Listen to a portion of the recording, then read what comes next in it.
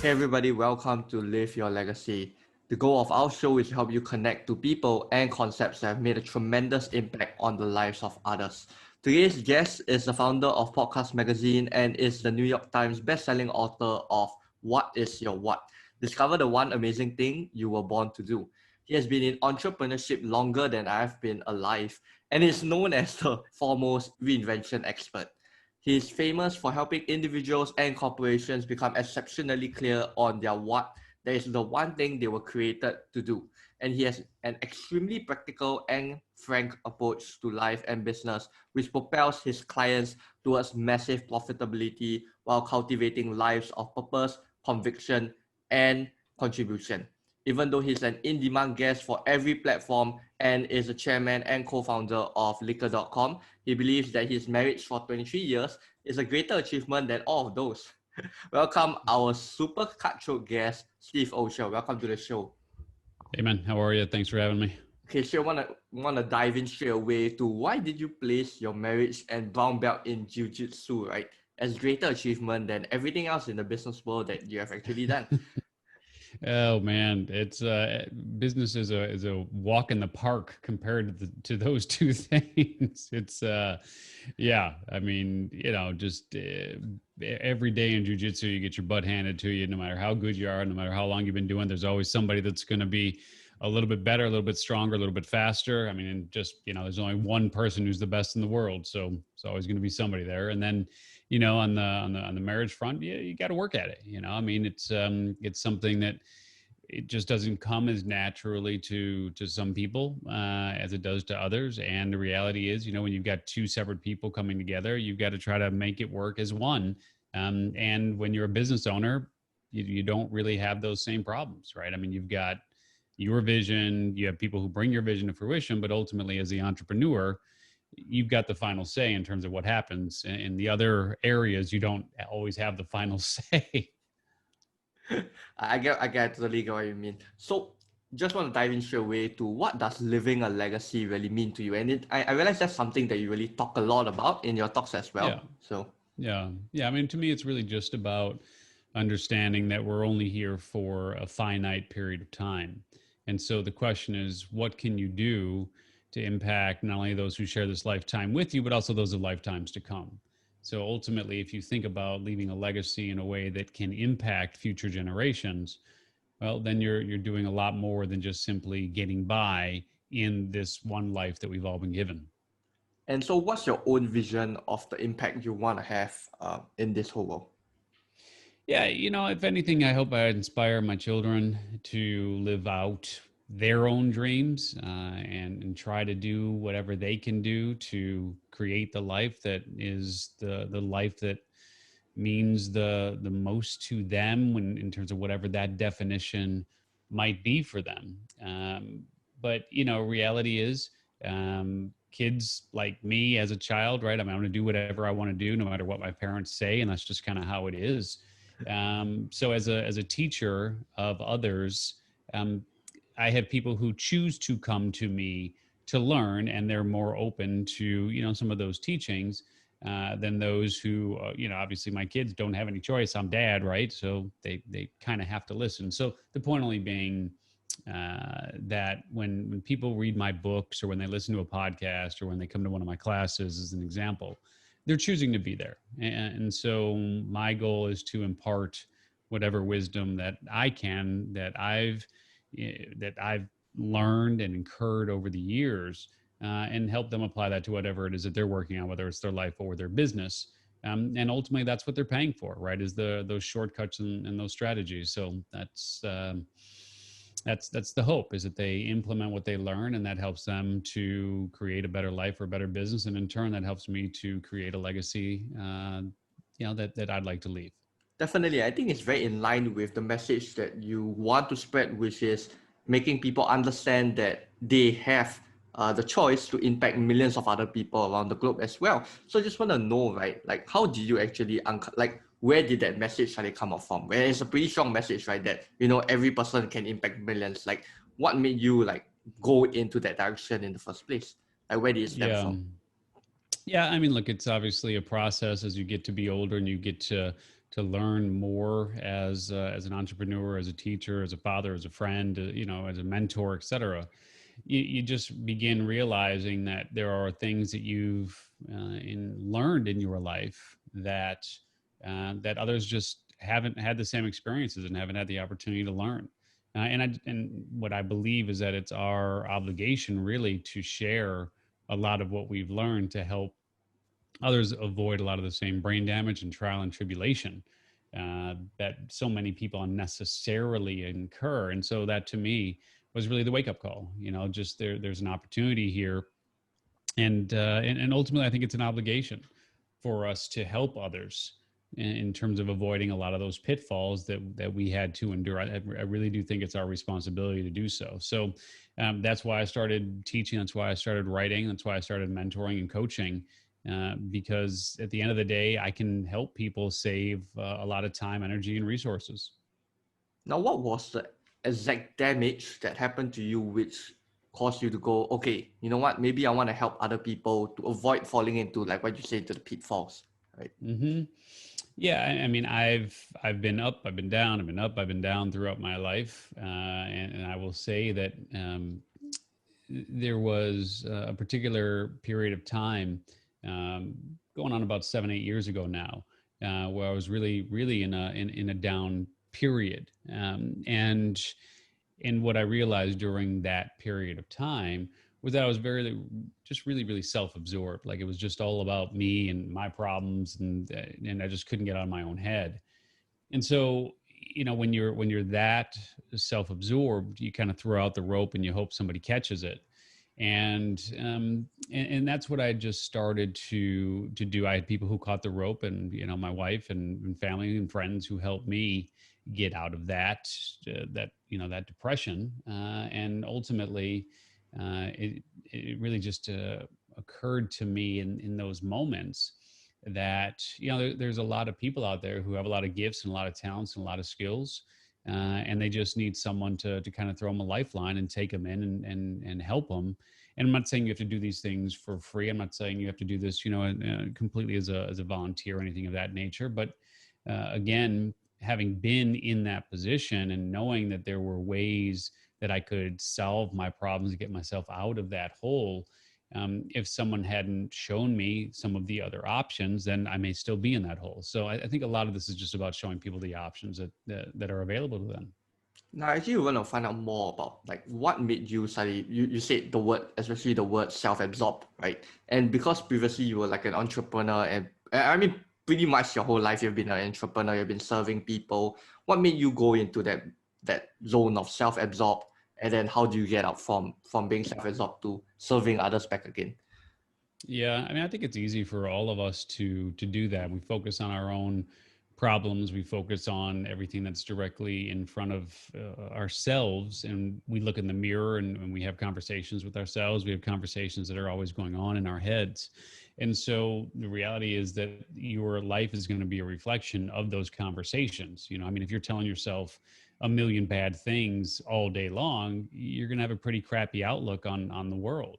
If you're telling yourself a million positive things all day long, you're going to feel like the world, is more on your side and is working to help you as opposed to, the world being against you. Right. So from that perspective, it's when you are so focused on yourself, you forget that other people can really benefit from who you inherently are, and it doesn't take anything more than who you inherently are to really help people. So part of what you can do when you're in that darker space is just stop having those conversations, stop looking in the mirror, stop telling yourself bad things, and just figure out who you can help. And you've got skills like right now in terms of creating a podcast, in terms of Zoom, and all of these things. Like, you take all of these skills for granted, but there's a lot of people who would love to know how you do what you do and don't understand how you make money online, or how you create a podcast, or how you record a call. So even like really simple things could be of tremendous benefit to someone who doesn't understand how to do the same thing. I see that the core essence is really gratitude and serving and changing and shifting to what can I actually serve instead of what can serve me, right? So I fully agree with Yeah. whatever you're saying. So just want to understand, like, you explain a lot about people having gifts, a lot about people having talents, right? I think you keep on going about with that one whole thing. So you explain in like your book, What is Your What, right? That everyone have Mhm. at least one gift or talent. So just want to know, right, how does one identify the gift in this current day and age? Yeah, so we've got an exercise called the 7 seeds of your soul, which is in the book, What is Your What? And that exercise is specifically designed to help people figure out what their core gift is. Our framework, the What is Your What framework, actually has 3 pieces. It's understanding your primary, let's just call it your core gift, your primary vehicle, so the vehicle you use to share that gift, and then the people that you're most compelled to serve, so who those people are. And reality is, we all have a core gift, whether it's teaching or inspiring or entertaining or protecting or enrolling or healing. I mean, there's lots of different gifts that are available to you. And I wish, Darius, it was just a hard, fast answer where this is exactly what you do and it'll just appear. But one of the reasons why we created an exercise that is specific to helping people figure out what that gift uh, is because it is a challenge for so many people, because it's not as simple as just snapping your fingers and going, okay, here's what it is. So the 7 seeds of your soul is an exercise that is in that book that'll really help people figure out what their core gift is, and then you can move on to your vehicle and the people, and understanding and identifying who the people are. Now, I just want to know, right, how did you find out what's your gift and what exactly do you think is your own gift, right? Because usually we talk about frameworks like what you teach, but what do you actually, what do you think and how did you find out what is your gift? Yeah. So it's interesting. I mean, my gift is it kind of it's going to dance a little bit between teaching and communicating.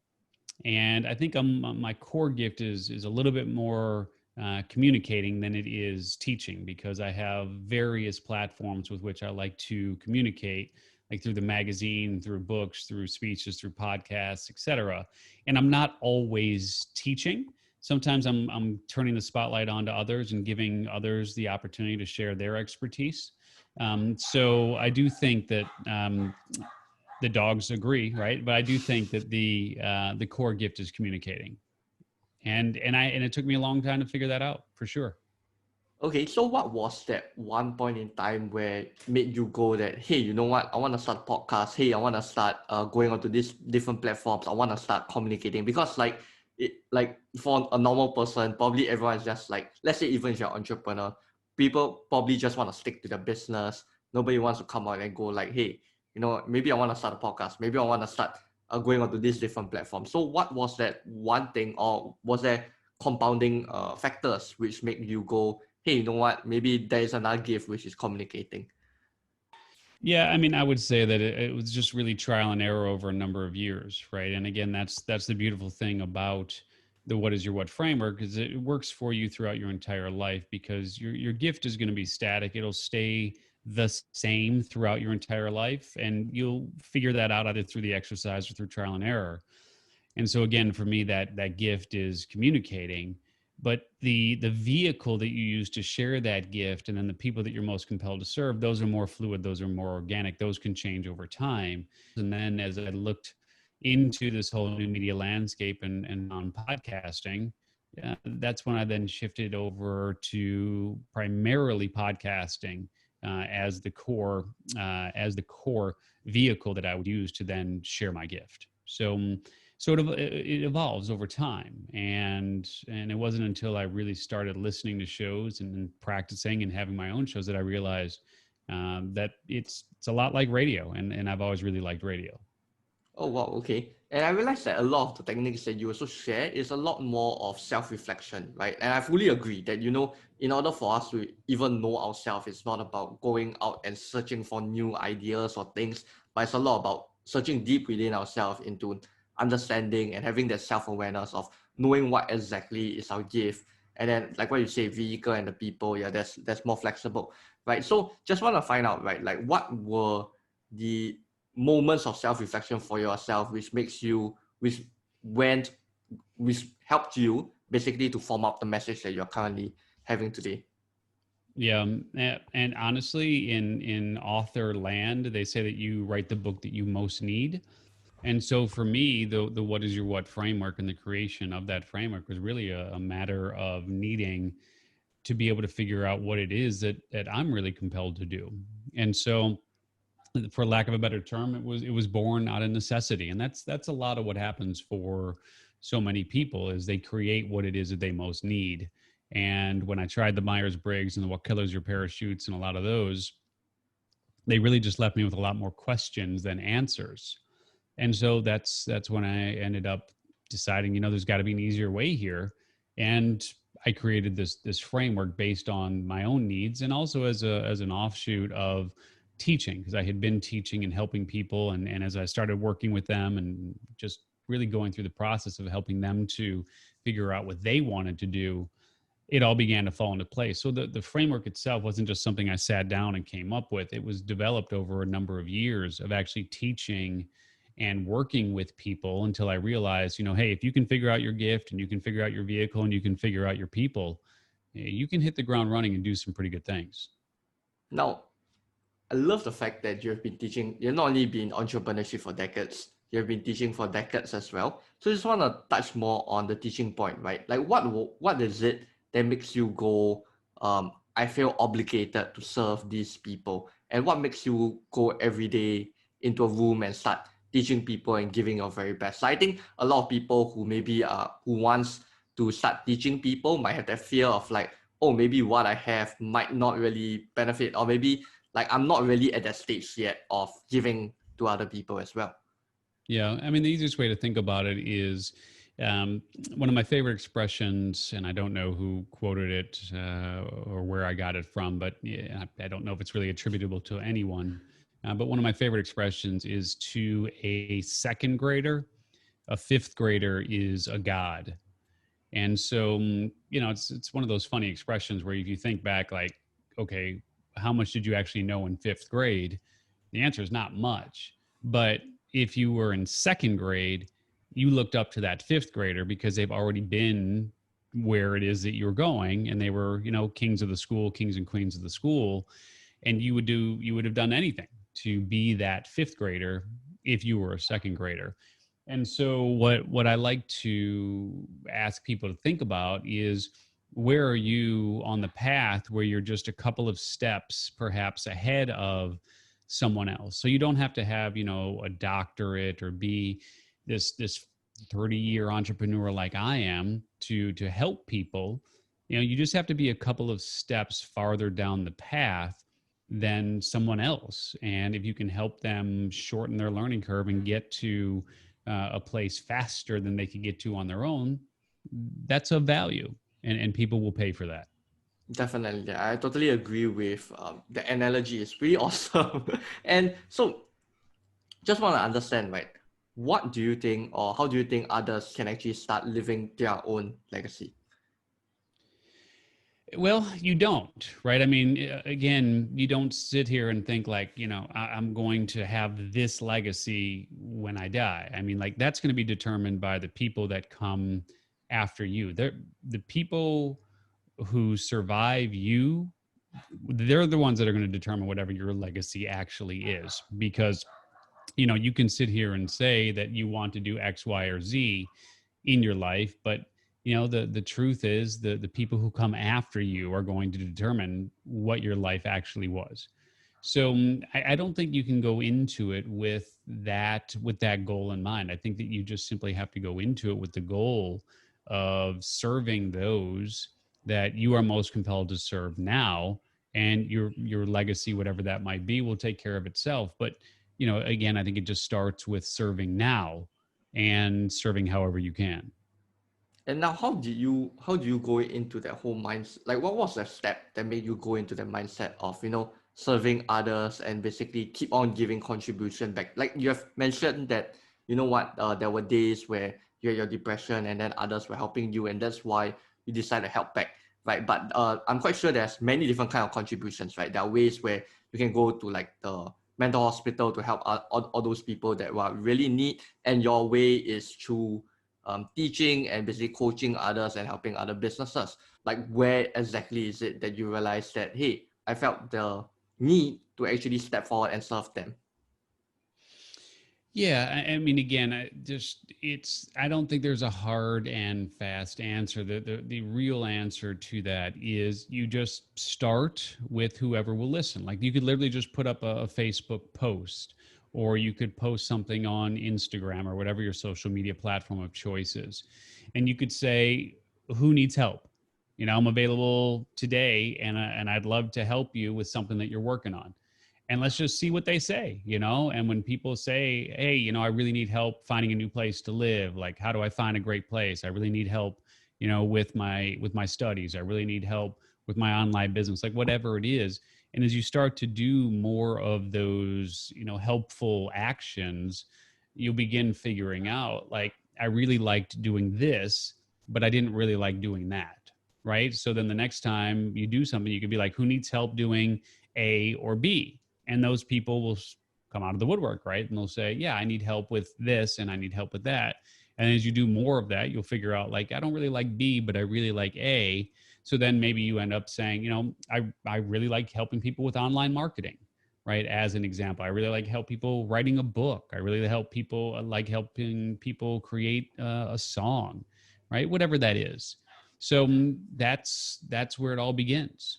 Okay, great. One of the last few questions is really, what makes you wake up every single day to do what you do, other than your dog barking? Yeah. Yeah, right. I know, right? All day, every day. Um, and I'll be honest with you. I don't work nearly as hard now as I did 10 years ago. I mean, I'm 50, I'll be 51 this year. And so it's come to the point now where I'm able to work a few days a week, and I really like what I do during that time, but I'm also at the point where I don't want to be doing it 80 hours a week either. So for me, what makes me do it is I still just really enjoy helping people. Like I legitimately enjoy helping people who lack clarity. Like, even just today, I led a training for a few hundred people online. And so many people are just still stuck trying to figure out, like, where do I even start? Like, what should I do? What should I focus on? And because of the work that I do with What Is Your What, and the work that I've done, with coaching and teaching and so on and so forth over the years, I'm able to really help them get clear and help them create a path for moving forward and making the kind of money that they want to make. So that, to me, if I can help you, go from 0 to 100 grand a year, and that 100 grand a year changes your life, then I've done my job, right? And I've done a good job. And it's not, it's kind of like you feed a man a fish, he'll eat for a day, and you teach a person to fish, and they'll eat for a lifetime. So that's a lot of what it boils down to for me right now, is really just teaching people how to fish, so to speak, so that they can do something that they enjoy. But reality is, right now, it's not a matter of even really waking up in the morning per se with a particular agenda in mind. I mean, we've got a team of people in place who carry on what it is that we're doing, whether it's through Podcast Magazine or our coaching programs or so on and so forth. And the people that need me seem to organically find me, and I'm happy to help them if I can. Definitely. And I realize that you work a lot on clarity, clarity, clarity as well. Am I right? Like that is Well, that what would you think that that's like one of the message that you're really pushing for as well? yeah, and one of the things that I talk about, and this is what I had a discussion with a lot of the people actually today around this, is you simply have to start, right? You have to pick a lane and make a decision, and you have to have clarity around who you are, the value that you bring to the table, and how you help people, and the outcomes or benefits that they'll realize by working with you or enrolling in a relevant product, program, or service. And so for a lot of folks, they are putting out so many messages and so many that, like, they can do so many different things, that it's confusing for people in terms of who they are and what they do, and what it is that actually their prospects should be investing in. Right. And so one of my personal philosophies is take one lane, a very clear, specific lane. I help people write books, period. Right. Like, that's what I do. I help people write books. I don't do the online marketing. I don't do the fun, like, whatever that is for you. I help people launch podcasts, period. That's what it is. Right. I help people do blank so that they can blank. whatever that is. Just very, very simple, very, very clear. So, like for us, what we do is we help people become icons in their niche and launch their new media marketing machine so they can generate highly targeted leads, massive visibility, and consistent revenue on autopilot, right? Like that's what we do. So the point is we're obviously a more mature business. We've been doing this for a long time, and we're very clear on the people that we are best suited to help. For everyone else who is not so clear, just pick a lane, get started with it, and I will tell you that in most cases you can take that one lane to $100,000 in revenue or more before you do anything else, and it's Okay, entirely doable. that's pretty great. I realized like how that marketing statement is so that was one of the longest marketing statements I've probably heard. And it's so specific and precise onto who you're actually targeting. It makes me go Yeah. realize like, okay, mine is I help basically personal brands to become new market leaders on Instagram. So right now I'm really thinking like, okay, wow, whatever you just said is pretty like a lot longer and a lot more specific on the benefits that people get. So maybe I can go and look into relooking into my whole statement as well. So just want to Well, know. Oh yeah. yeah, but you also don't have to, because it's very, very clear what you do. Like if I want an Instagram expert, and that's part of what you have to think about, is what conversation do you most want to be part of, right? And so you want your name to be in the conversation around Instagram and Instagram marketing. So if people are looking for an Instagram marketing expert, they need to think of Darius Tan. It's just like, I mean, it's very, very simple. It's very, very clear. I don't think you need to be any more specific than you are. I think it's very clear and very concise and very compelling. Okay, thanks. Thanks for the feedback, Yeah. Steve. Okay, so just want to know that I know you put inside you were discussing about how you had the fuck the grass mentality. And then I was thinking like, holy crap, what is that? Right. So I went to Google, I was like, oh, okay. I got some bad results from that. So I think what you're going on with is with the fact the grass is greener on the other side. Am I right? So I just want Exactly. you to Yeah. explain like what exactly and how did you come up with, such a straightforward way of just saying fuck the grass. Yeah, I mean, because I think that as human beings, that is the single biggest issue that most of us will struggle with, whether it's in a personal relationship, whether it's in your business, whether it's with the, where you live, whether it's where, the car that you drive, the clothes that you wear, whatever it is. I think that, and I'm not going to say all, but I think that, based on my experience, there are a lot of people who struggle with not being able to just simply be with what they have and who they are. I'm not saying you shouldn't aspire for more. I'm not saying that you shouldn't want to grow your business or grow who you are from a personal development standpoint. But I am saying that oftentimes we push things off into the future in terms of creating that line in the sand and basically saying, when I get to this line in the sand, then I will allow myself to be happy. Then I will allow myself to feel a certain way. Then I will allow myself to just to kind of live in the way that I imagine I will live when I have whatever those things are that are on the other side of that line. And so that's really what I'm talking about, is trying to make peace, still understanding that there is growth potential, that you can move forward, that you can do more, while still really understanding that you can enjoy what it is that you have right here and right now. And that's really what I mean. And so when was that in your particular point of life where you decided to, you know what, I'm gonna adopt this mentality and stop waiting for that day to feel happy? Yeah, I'm going to say that was probably about 2 months ago. So Okay, what it's was not. that inspiration behind that then? That was pretty recent. Yeah, yeah. No, I mean, it really is something that again, as a human being who walks this planet, it's certainly something that I have struggled with, much like millions and billions of other people have struggled with throughout their lives. So I'm not going to sit here and say by any stretch that I'm immune to it, that I'm 100%, I'm not enlightened, and I'm not, an enlightened being, so to speak, right? I mean, it's not like I've achieved the last step of Maslow's hierarchy of needs, right? Like I've still got my own issues and things that I struggle with.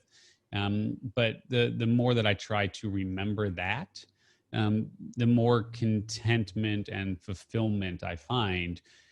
But at the same token, I'm still somebody who needs a challenge. So it's a dance, but you don't want that challenge to get in the way of actually living in this moment.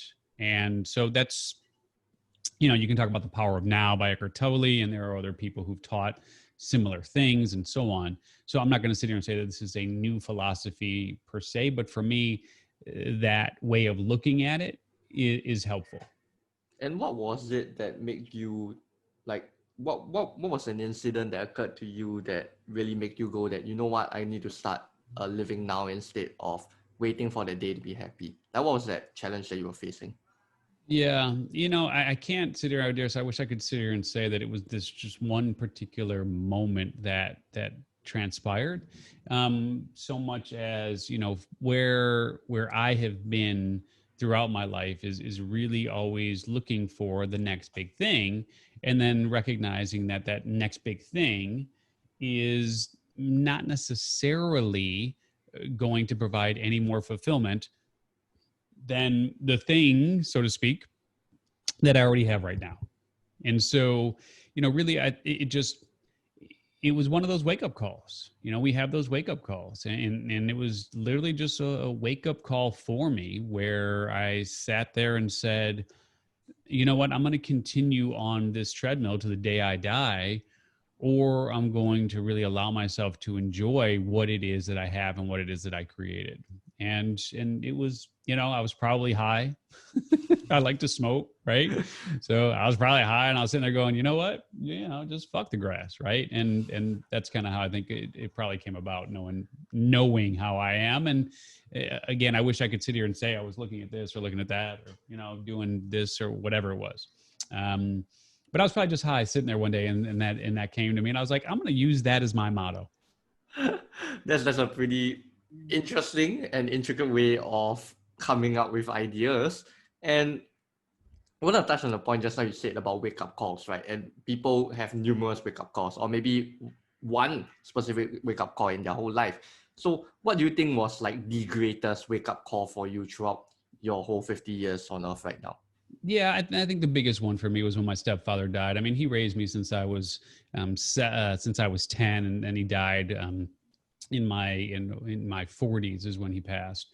And I mean, there was definitely a wake up call there, and just understanding that life really is very, very short, and understanding as I was sitting with him that up until that point I pretty much had been chasing the almighty dollar, and I had a vision of my own funeral, of being buried and set into the ground, and I was alive in the coffin, but everybody else thought I was dead, right? But I could hear the words being spoken graveside. And that's what was basically said, which is, here lies Steve Olsher. He dedicated his life to chasing the almighty dollar. And that's all that was said. And that was the real wake up call, and it hit me really, really hard. And that happened when I was sitting there bedside with my stepfather, holding his hand in his final days. And he could no longer communicate verbally, but I believe that we were able to connect and communicate through that point of physical touch, because that was the message that I got from him. And that was a big wake up call. Yeah, I really love how that really goes in line with everyone has a message, right? Maybe even in your dying moments, there is a message that you can pass on to your loved ones as well. So just want to ask this question of how can the audience connect and learn more from you? Because there's a lot of things going on with you right now, but I just want to ask, how can the audience connect and learn more from you? Yeah, right now, man, we're really big on getting people to jump into the mix with what we're doing with Podcast Magazine, and this is obviously podcast, right? And also people will be hearing it there. But at the same token, we did talk about the book "What Is Your What," so maybe that would be a good place to start if Podcast Magazine isn't your thing, and that's really just for fans of podcasts. Podcastmagazine.com. But if you're really trying to figure out what your what is, and how you can have impact on not only those who share this lifetime with you, but of lifetimes to come, then grab a free copy of that book at whatisyourwhat.com. And so what do you think is like the next thing for you right now in your whole journey, since You have pretty Yeah. much completed so many things.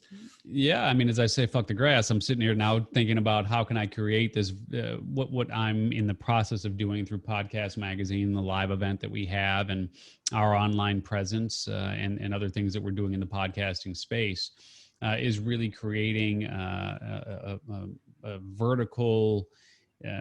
We're looking to, I don't want to say dominate the podcast vertical, because there's people with much bigger pockets than we have, but we're putting together a fairly nice assortment of offerings in the podcast space, including our own podcast. And as I said, Podcast Magazine, a live event, and so on and so forth. And our goal is to do a roll up within the vertical to package what we have in terms of our assets and adding additional assets to the mix, and then packaging that up and exiting to someone who really wants to get a nice foothold into the podcasting space. And for those who actually want to know how to start and exit a company, you have a beyond eight figures podcast as well, right? Yeah, Reinvention Radio, Beyond Eight Figures, and we're launching a couple of podcasts for the Podcast Magazine group, so to speak, as well. Okay, great. So I'll just put all the links below. So just last question, if you had to start all over again, what would you do to spread the message that you have right now? Yeah, I mean, look, the reality is, I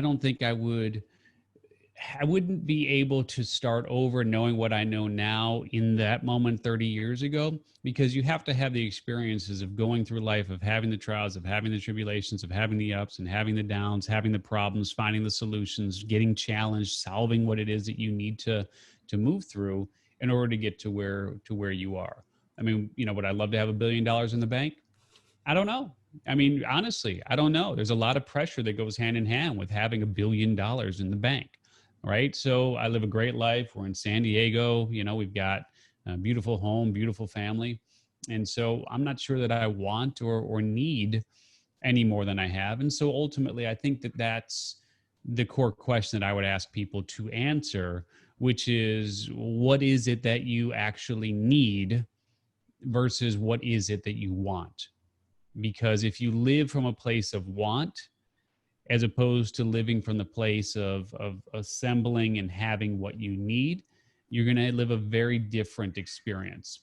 And you're never going to have what you want, but you can actually have what you need. I really love that whole message of going with what you need and what you want, because it also ties back into what you're saying of gratitude, right? Understanding what you really Sure. have and what's that one next big thing that people are always searching for, right? Like a shiny object that they're always searching for. So I think it goes Yep. really in line with whatever you've been saying, gratitude, having the fuck the grass mentality, a very, very intricate way. I'll probably remember it for my whole life, probably. And I'll Yeah. remember on Good. this day as well, Steve Olsher will tell me that. So thanks for being on the podcast, and thanks for listeners for listening to this podcast. Until the next episode, start living your legacy, guys.